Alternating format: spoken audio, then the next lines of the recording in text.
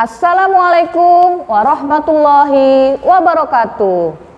Bertemu kembali dengan saya, Ibu Siti Tienti Wahyuni Nasution, Magister Pemikiran Islam dalam bidang studi Sosiologi di SMA Islam An-Nizam, Medan. Apa kabar anak-anak? Semoga semua dalam keadaan sehat walafiat, tetap semangat belajar sosiologi. Karena sosiologi wonderful. Anak-anak kelas 11 IIS yang Ibu sayangi dan yang Ibu banggakan, hari ini kita belajar atau membahas mengenai hakikat kekerasan dalam perilaku masyarakat. Ini masih bahasan kita dalam judul konflik sosial dan upaya penyelesaiannya ya. Nah, anak-anak, tindak kekerasan merupakan bagian dari perilaku manusia yang berdasar pada tingkat emosi tertentu. Perilaku ini sudah ada sejak manusia ada. Bahkan tanpa kita sadari, sebenarnya kita telah diperkenalkan oleh kekerasan sejak dahulu.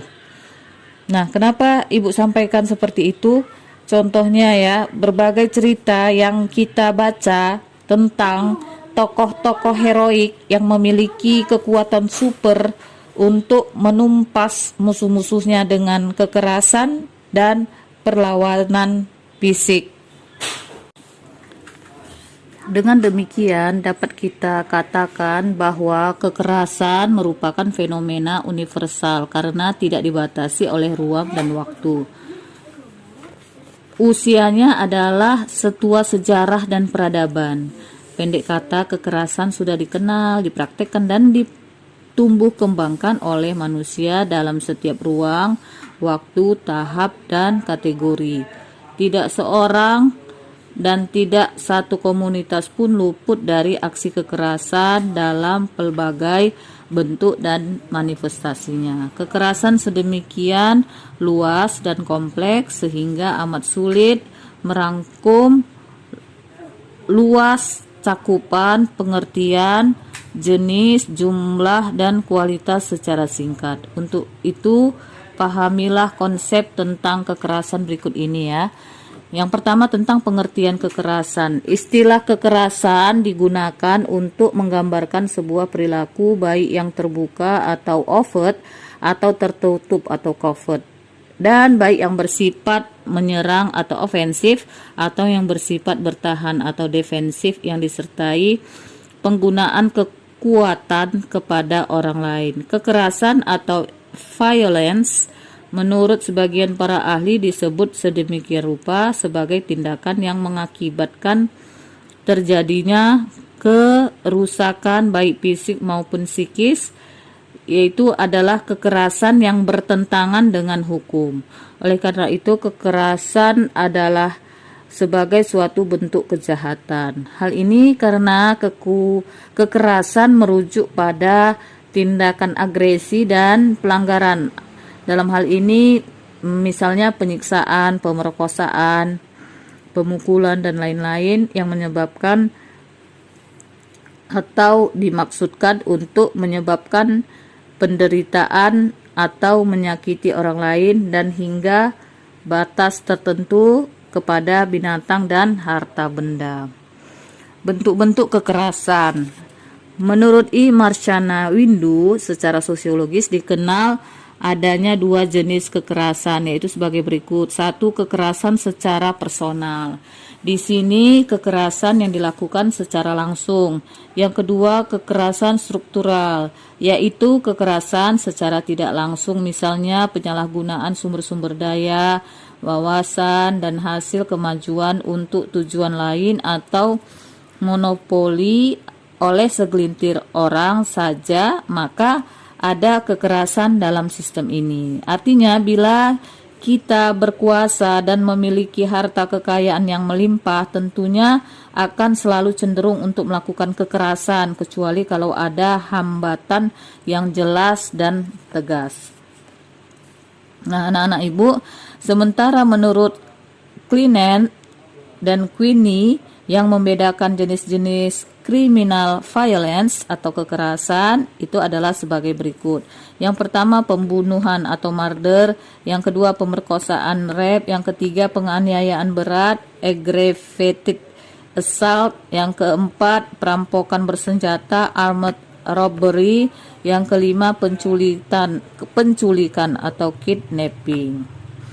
Kejahatan kekerasan di atas adalah dapat digolongkan kepada kejahatan kekerasan individual atau perseorangan, sedangkan yang termasuk kepada kejahatan kolektif atau kelompok adalah perkelahian massa, perkelahian antara geng remaja yang menimbulkan akibat kerusakan harta benda atau luka-luka berat atau kematian.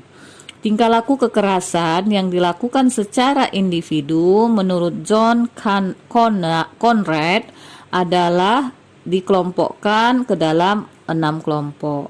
1. Kekerasan yang dipengaruhi oleh faktor budaya. Yang kedua, kekerasan yang dilakukan dalam rangka kejahatan. Yang ketiga, kekerasan patologis. Yang keempat, kekerasan situasional. Yang kelima, kekerasan yang tidak disengaja. Berikut kekerasan institusional, ada lagi kekerasan birokratis, ada lagi kekerasan teknologis, dan kekerasan diam. Jadi yang disebutkan tadi ada 9. Kekerasan pertama mengategorikan bahwa kebudayaan menganggap bahwa suatu tingkah laku kekerasan adalah tingkah laku yang diharapkan untuk dilakukan dalam suatu situasi tertentu dan kekerasan merupakan cara hidup bagi kebudayaan tersebut. Kekerasan bentuk kedua adalah kekerasan yang dilakukan untuk mencapai tujuan kejahatan, misalnya perampokan dan perkosaan. Kekerasan patologis seringkali orang mengidentifikasikan dengan tindak kekerasan yang mengalami gangguan kejiwaan atau kerusakan otak. Kekerasan situasional dapat dikategorikan sebagai tindak kekerasan karena pengaruh provokasi dari luar yang tidak dapat dihadapinya lagi. Keadaan ini merupakan reaksi yang sangat langka dilakukan oleh pelaku. Kekerasan institusional adalah kekerasan yang dilakukan terhadap orang yang sedang mengalami hukuman, misalnya hukuman mati. Menurut Jack D. Douglas dan Francis C. Waxler, selain jenis kekerasan individu sebagaimana dijelaskan di atas, maka kekerasan juga dapat dikatakan sebagai kekerasan kolektif seperti perkelahian massa. Kekerasan kolektif biasanya dilakukan oleh segerombolan orang atau mob dan kumpulan orang banyak atau crowd, dan dalam pengertian yang sempitnya dilakukan oleh geng. Pada umumnya kekerasan kolektif ini muncul dari situasi konkret yang sebelumnya didahului oleh sharing gagasan nilai, tujuan, dan masalah bersama dalam periode waktu yang lebih lama. Masalah bersama adalah faktor paling penting dan bisa melibatkan perasaan akan bahaya, dendam, dan amarah. Dalam kekerasan kolektif, sekelompok individu yang tergabung dalam suatu kelompok melakukan tindakan kekerasan secara bersama-sama dan untuk kepentingan bersama. Kekerasan kolektif ini dapat dikelompokkan menjadi 3 kategori ya. Yang pertama, kekerasan kolektif primitif. Ini pada umumnya bersifat non-politis yang ruang lingkupnya terbatas pada suatu kelompok komunitas lokal, misalnya main hakim sendiri dalam bentuk pemukulan dan penganiayaan lain ketika seseorang tersangka pelaku kejahatan tertangkap di wilayah tersebut. Kekerasan yang dilakukan untuk gagah-gagahan atau lucu-lucuan atau just for fun. Kekerasan bentuk ini biasanya dilakukan oleh remaja dalam bentuk vandalisme, termasuk kategori ini. Demikian juga melakukan penyerangan tanpa bersenjata terhadap kelompok lawan dapat dikategorikan ke dalam hal ini. Yang kedua, kekerasan kolektif reaksioner.